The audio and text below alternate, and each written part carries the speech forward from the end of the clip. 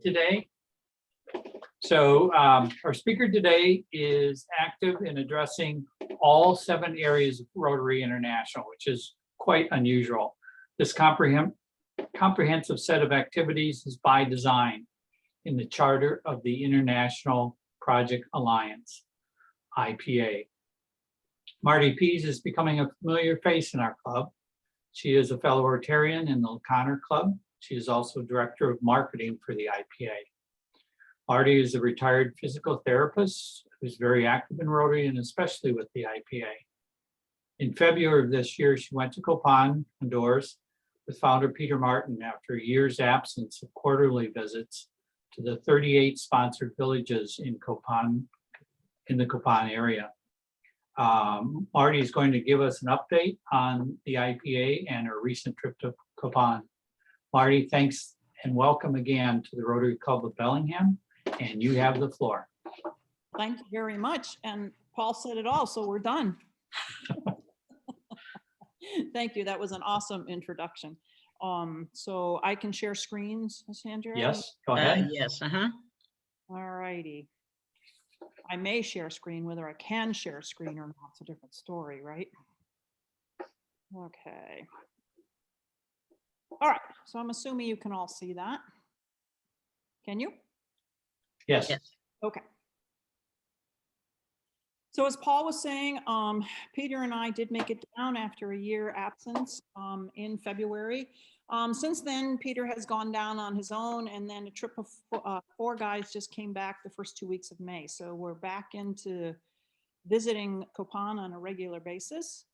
I want to, so for those of you who are not familiar, and Paul did a great introduction, the IPA was started in 2014 with 6 clubs in the Skagit County area and started and founded by Peter Martin, who's out of Fidalgo.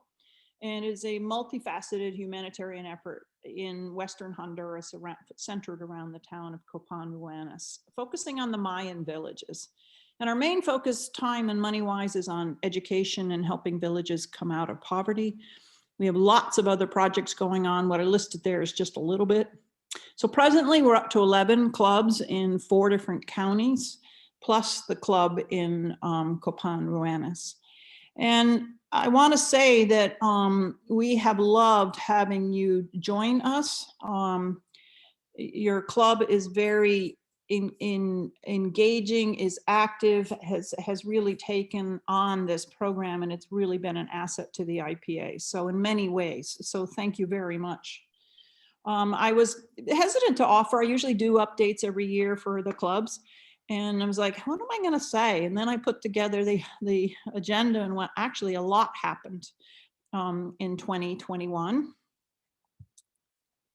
So one thing was we started an Adopt a Village program. So this came about because Anacortes Noon felt like they were writing checks. They were just writing a check to support the schools.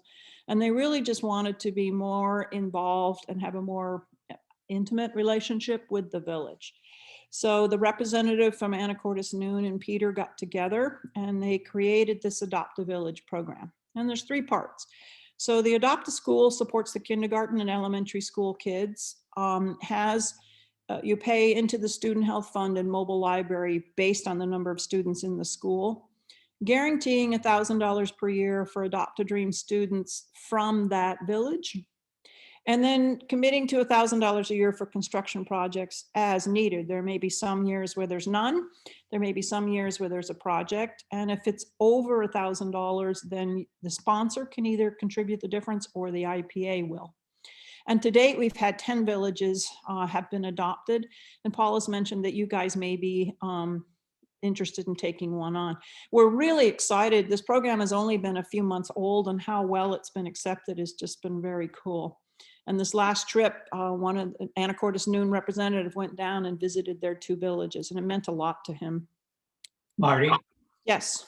you need to update this slide and make that 1011. Oh, you Rotary Club, the Rotary Club of Bellingham International Service Committee approved the adoption of a village, and the Rotary Club of Bellingham board so approved that budget. Yahoo! Awesomeness. So this slide is out of date. Very good. All right, so now, yeah, and we can discuss that later, which village you guys are picking. All right, so the other exciting news we had was we were granted a large global grant of $93,000. So for our rapid development program, Cynthia Santos spoke to you guys, I think last fall maybe, about the rapid development. At that point, we had 3 villages we started 4 or 5 years ago, and then we added 2 villages 2 years ago. And then with this global grant, we've been able to add 6 villages. And so they've just gotten started. So the rapid development program is hitting multiple facets at once to help these villages come out of poverty. So Cynthia was delayed in getting started because of COVID restrictions, but they have started doing their weekly training sessions now. Either because the COVID restrictions have been lifted or the villagers are choosing to ignore. I'm not really sure which, but anyway. And she's also started with getting the savings and loans organized and getting the training started. So that's very cool. Peter and I delivered all the school supplies in February to these new villages. And then we had a trainer named Frankie who lived locally, who did like customer service training, cultural issues like machismo and stuff like that. And he moved back to Dominican Republic, but he is so good at it. We paid for him to come back and have done a really concentrated training these last couple of weeks in the villages with his presence. And then with district grants, again, thank to the Bellingham Club for sponsoring one, we are doing water projects in 3 of these villages. So we're really excited that we can expand this program. And then the hurricanes. So Peter and I were supposed to go last November. We literally were supposed to land when the hurricanes hit. Unfortunately, we didn't go. And so there were 2 Category 4 hurricanes that hit this area within a 2-week time frame. And the other problem was there'd been a lot of rain before then. So the ground was really saturated. And everywhere we went, you could see some example of damage done. And based on the trip that just went down in May, they still see some damage from the storms. But we did a hurricane relief fund and a grant. Thank you very much for contributing to that. We were able to raise $31,000. And with that money, we restored water supply to 16 villages, are in the process of rebuilding a heavily used footbridge, and also rebuilding a kindergarten that was taken out. So this is a panoramic picture, so it's a little bit stretched out, but this is where we're putting in the footbridge. And I myself have personally never seen rivers engorged with floodwaters, but still the whole trip down there, I'm like trying to visualize, how does this innocent little stream become this huge raging river and just gouge out this section of earth, take down this, take this big tree with it, all of that. It's just kind of mind-boggling. And so it took out the footbridge. The line you see across here is actually a water pipe. And it's hard to see in this picture, but over here on the left is the start of one end of the bridge. The other end to the right was taken out. And then the picture on the left, we're looking up from the river where we're going to put in the new start of the bridge. Picture in the middle is Peter talking with the mason who's designing the bridge and will do the work, or is doing the work. And then the picture on the right, I just put in, it's Harrison on the log. He is a driver for us, and he also is a gifted Mayan carver. But it gives you some perspective on how much that land was gouged out by the river.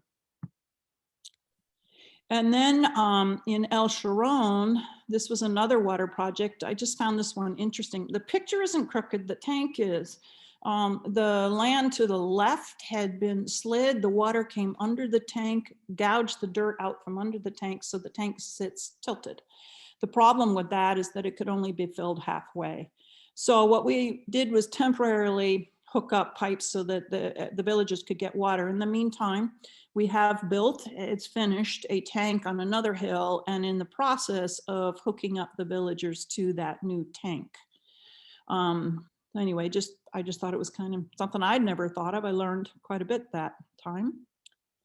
And then this is the kindergarten. So there's a little slope over here to the left of the picture, and the water came gushing down. Adobe doesn't do well with water, so it took out this wall. And the original plan was to leave the far end of the building for a storage area and replaced with cinder blocks from the door forward. But once they got into it, everything was rotten. So we've actually ended up rebuilding the whole building. So Adopt a Dream is another thing I wanted to update you on. This is one area of our program that we struggle and has struggled for years. We have, at this point, after our trip in February, we got an accurate count. We have 490 kids that we're supporting. That's middle school and high school. And we have decided as a group to limit it to 500 so that we can have a chance to sustain this program. So middle school, we have about 350 kids that costs 180 years per student. So the Adopt a Dream program, we do assign a sponsor to a student, but I want to make it very clear that the student never sees the money. The money goes to the school. And so if there's 10 kids in a particular middle school, they would get $1,800. The students do not get the money. We assign the sponsors to try to create interest, have a relationship potentially with that student. In high school, we have 140. It's $280 per year per student. And we have 290 sponsors. That leaves us about 200 students without a sponsor. We really need some help, and creative thinking is what we really need. So like just for an example, 3 or 4 years ago, I really get into the IPA. I get excited. I talk it up with my family and friends. And I reached out to them and I got 8 sponsors, 3/4 of which have continued to support. So we perhaps need to reach beyond Rotary and seek outside sponsors. And I think we could fill in this gap. We have 25 students in the university program, which is really exciting. I think for 3 years ago, we had none. And some of them are from villages. Some of them are personal relationships we've developed with students and we're supporting them. For example, 2 of the kids that translated for the YES program for us couldn't afford to go to school, but they're way too smart not to. So I am helping putting them through college. The college expenses vary based on the school and the program. And we also have a college fund where some people can, you can donate to it and then we disperse it as we need it. The other thing is we're switching from Excel to Access. That's pretty much done. It's just being tested as a database. Now, how this might affect you is your invoices are now going to come from an email called Adopt a Dream from the IPA Foundation versus Mike Griffin. And with this, we're going to be able to put into the invoice a picture of your student. And then a lot of these kids have WhatsApp or Facebook contacts. So we're gathering that information. So perhaps the student and the sponsor can have a more personal relationship if it's desired. We have started a laptop computer program for the university students. They sign an agreement that they will maintain it and they put down a deposit of $40 and they are responsible for their own internet connection. If they graduate from college, the computer is theirs as our gift. If not, we expect them to return it. So we're going to start with a pilot program with this and see what it's like as far as maintaining the computers and how this goes. Marty, can you explain, you referenced the YES program. Can you explain that? So YES is Youth Engaged in Service, which is another program I get very excited about. It is for high school juniors. It's a district 50-50 program. And it's a year-long program. So the kids, students, I should say, they go to 2 weekend retreats for leadership training. We meet on a monthly basis throughout the year. They have to do 80 hours of community service here in the United States. And then we take them either to Honduras or Guatemala in the spring. So. All right, so Peter and I were really glad we could go. As Paul said, it was the first time anybody from the IPA was able to go down in a year. And the focus of this trip was to deliver the school supplies to 2,300 students and to verify the middle school and high school counts. And of course, to reconnect with students and friends and visit. And our 2 paid contractors, Cynthia and Mauricio, oh my God, they're such wonderful people and hard workers. And honestly, I don't, they kept the IPA alive through COVID time and where we were not able to go down. So they really are the worker bees in country. Copan itself is a tourist town, and there were very few tourists when we were there. And that's what the guys reported on from this May trip too. So hopefully that's probably hurting more than the villagers, honestly. And then we do plan, as we said, where we have resumed the trips every 3 months. So the next trip will be in August. So I'm gonna, let's see. So this is Cynthia and Mauricio. So Cynthia, you met via Zoom in the presentation, and she oversees the rapid development, the student health fund, and was a huge part of getting the school supplies organized. And Mauricio heads up construction, and also helps us deliver supplies as we need to. So again, both wonderful people. With this slide I put in just to, Peter and I had a great trip, and one reason was connecting with people. So the picture on the right is a student that I am supporting through the bilingual school in Copan. The picture in the middle, Peter is supporting 3 kids, students through the orphanage. The bottom left is a university student, Kenzie. We had a delightful day, just hanging out in the morning with her and having lunch with her family. And then the upper left, Gabby is another university student, and the student on the right, Sarah Hernandez, is the reason that the IPA exists. Peter, who was visiting the Mayan ruins, this little girl reaches up in perfect English and says, "Can I walk with you?" And that was in 2012. Here we are 9 years later. We did do some work. The upper left, there were 3 villages that we could not get to because of hurricane road damage. So we were delivering supplies on the side of the road, and they were going to use horsebacks to get them to the schools. I do believe in the May trip, they were actually able to get to the schools. On the bottom left, the first day we were there, we were delivering supplies for our high school students to any of the high schools in Copan. In the middle picture is Mauricio in the back, but you can see how full the pickup truck. You have to have a 4-wheel drive to get around. And then the picture on the right is one of the middle school students helping us carry up some textbooks. Now I'm going to see how clever I am here. I'm going to switch medias on you, maybe. Come on, let's see. Oh shoot, where to go? All right, at this point, I want to show you a video. Okay, can you see the photo? Yes. Okay, perfect. And this is just to give you an example of what this like to get to these villages. And also the scenery. This is a very typical scenery. I personally, one of my joys of going is riding in the back of the pickup truck and looking around and having butterflies fly next to me. And anyway.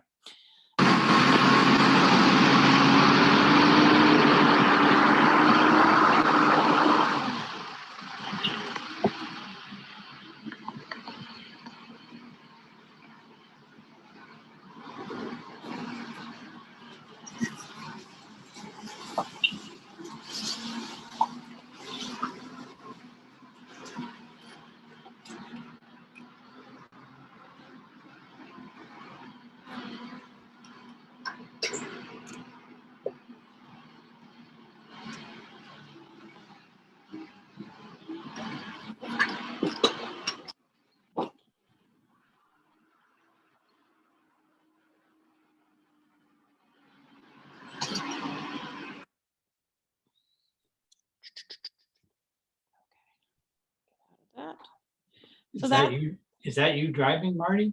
Not me driving, no, I'm in the back holding on to that handrail for dear life. And then the other thing I wanted to show you, this is just a set of pictures that I took that I just thought were fun. They really don't have much to do with the IPA, but to maybe entice you, some of you to go visit.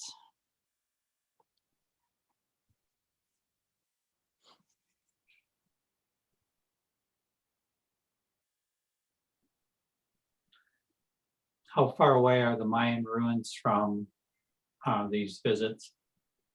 A 10-minute walk, 15-minute walk, very close.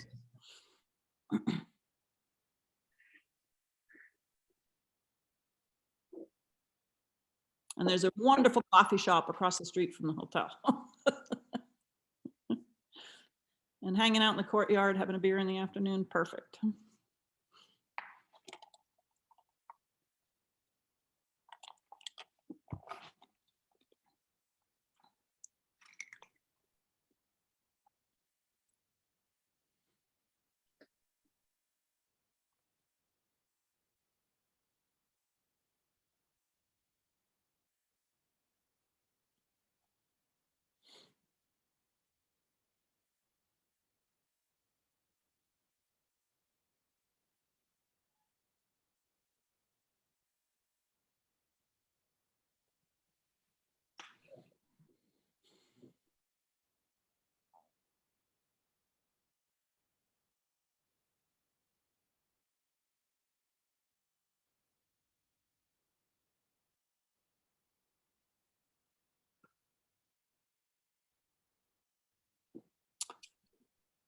So anyway, that was just for fun.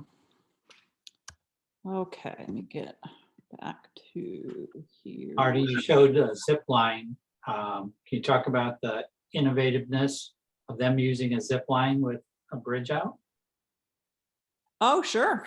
So there is across the Copan River, which is the main river along Copan, it took out a heavily used footbridge, and it was big enough for tuk-tuks, not just people. And it's going to take $100,000 or more to replace it. So they have a zip line that is angled such that, you know, it's downhill one way and downhill the other way, so that you can get back and forth across. And sometimes they send their groceries and wade across themselves or ride across it themselves. But the zip line was how they've come up with how to solve the problem, at least in the interim. Doesn't get a tuk-tuk across, but yeah. So COVID-wise, they're pretty much in the same shape we were at the time. Our access to vaccines has changed things. We had to have a negative COVID test to go and to come home. And the group that just went down in May had the same requirements. Fortunately, right next to the hotel is a rapid COVID testing. And so it was actually easier to do in Copan than it was here. We had been told that nobody was respecting COVID, no one was taking precautions. That sure was not our experience. Masks were regularly used, hand sanitizer was available. Social distancing was a little bit less followed. It's really hard for Hondurans to do that. But instead of hugs, we did elbow bumps and things like that. And many of the villages hadn't had COVID at all. We were probably more of a risk to them than them to us. Much discussion about vaccines. Many of the Hondurans feel that if they get them at all, it's not going to be till next year. So as a poor country, they feel like they are low on the list. So I took this picture. Obviously, there's no social distancing here, but to emphasize the use of masks. This is the middle school and high school students from El Zapote, the village of El Zapote. And I took 100 masks with me, expecting to have to hand them out. I had 75 left when I was done, and I had used most of the 25. So I felt very safe COVID-wise. There were a couple times when I felt a little swarmed, and I'm like, I got to back out. But it felt very safe. We're outdoors most of the time too. And again, just going back to the hurricane road grade fixing the road on the left. On the middle picture is it's hard to perceive, but this was a huge landslide, the size of a football field on a very steep slope. Obviously, this house is no longer inhabitable. And then I'm calling the bottom right a picture to nowhere. The bridge survived, but the road that connects it to the rest of the road did not. So they're slowly getting these things repaired.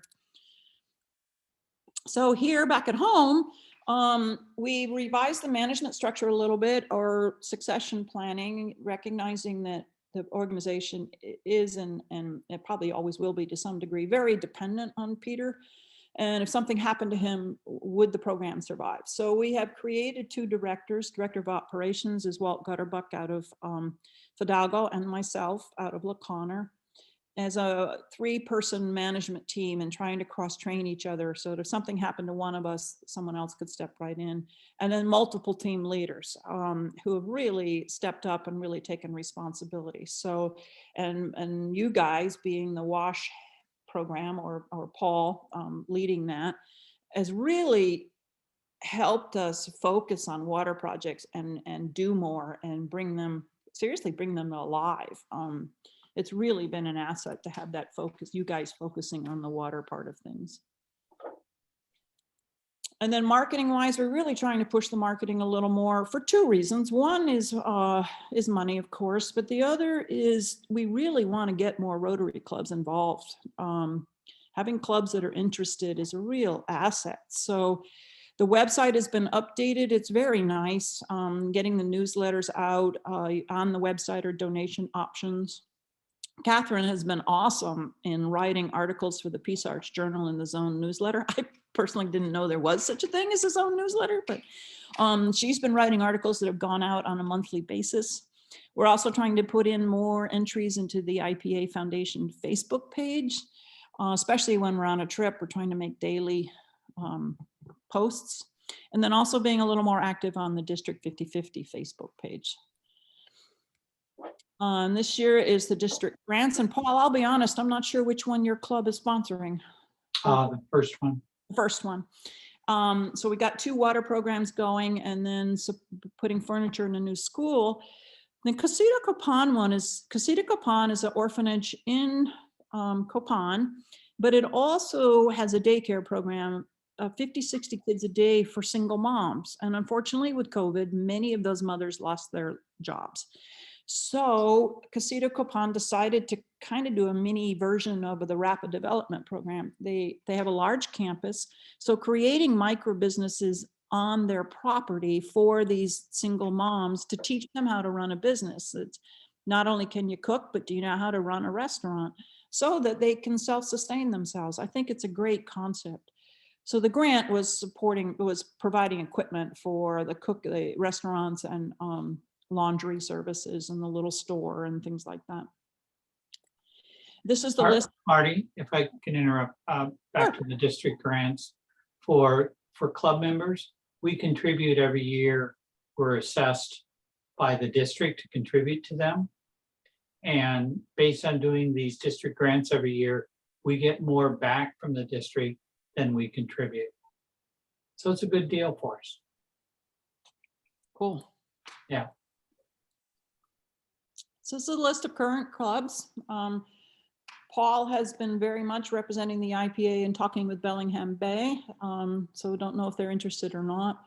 And if you guys know of any other clubs that might be, we spoke to Ferndale, well, pre-COVID, but they're such a small club. I don't even know if they still are in existence. So if you guys have any other leads, that would be wonderful. Potential contacts. And this is my contact information, and Mike's Griffin's, he's out of San Juan. He heads up the Adopt a Dream. This is his contact information. Do you have any questions? I just want to let the club know as well. We've got a number of our club members in the International Service Committee that have adopted a student under the Adopt a Dream program. So the rest of you are welcome to consider that, adopting a student. It's a wonderful experience. Adopting a school, we have one of our members whose family foundation has adopted an entire school. So that was great. And as I mentioned earlier, we will be adopting a whole village come July 1st as we start the new Rotary year. So pretty worthwhile here. So yeah, questions for Marty. We've got just a couple minutes left. Yes, I have a question. Am I on? Yes. Yes. Okay, the capital of Honduras is spelled Tegucigalpa. Would you pronounce that for me? No, I cannot pronounce it. I don't even try. Oh, okay, but that's fine. I just was curious because that Copan is so easy to say. But that's where I would go, is I would go to Copan. In the group can. Spanish is not one of my strengths, although I'm trying to teach myself using Duolingo. It actually works pretty well, but yeah, I cannot say the capital's name. Thank you. That was interesting to hear about. And the country just looks like it's just beautiful. That particular area. Now, I honestly, I think it's about the size of Ohio or maybe Illinois, some of those states. And I honestly have never been anywhere else other than Copan. So that area of Honduras is absolutely gorgeous. Mm-hmm. Life is simple. Even in the town, life is simpler than here. I really enjoy it, but I can't speak to the rest of the country. Okay. Marty, what's the date of your next trip down to Copan? In August, but I honestly don't know if we've set a date. Okay. And then we'll go back in November, the first 2 weeks of November, or October, November. So that's another opportunity for our members to participate kind of on a hands-on basis. So that I've scared some of my members in my club by talking about riding in the back of the pickup truck, and I think that's what you have to do. No, I choose to. You may ride inside. You do not have to be necessarily physically capable to go. So, Steve, you had a question. Yeah, Marty, your presentation reminded me that my wife and I sponsored a student, high school student last year, sent the money and haven't heard anything. Are we supposed to get some sort of feedback from the student or from the program or what? We're supposed to. We ask every student to write a thank you letter to their sponsor, and then we translate them for you. It was a little bit of a hiccup with COVID to collect them, so we're working on collecting them. Whether we're going to get them from last year or not is, don't know, but we should definitely get them going forward. So yes, you should be getting something from your student is the answer to that question. And But Steve, yeah, go ahead. yeah, and Steve, the new database system is going to really systematize that, because up until now it's been done with spreadsheets, and you know, it just this new database will make a big difference. Yeah. And thank you for sponsoring, Steve. Yes, and then what we are working, we are actually getting a task force together to make this Adopt a Dream program more viable. And one thing I think we need to do is be much more in contact with our sponsors. So we recognize that that is a lacking issue. Okay. Great, thank you. Thank you, Marty, for a wonderful program and what you're doing to support the IPA. Let's give her a round of applause. Okay, so we normally end with Gary giving a COVID report, but he has passed that along to Sandy. So Sandy, you want to give us the update? Yeah, Gary's report, he says as of noon today, 15 patients were in St. Joseph's Hospital, 2 will be discharged today, and 2 are in ICU level of care. So that's it. That's the current report for today. Okay. Good. All right, unless there's nothing for the good of the order of the club, I'll ask, ring the bell to adjourn, and you all have a great week and a great Memorial holiday.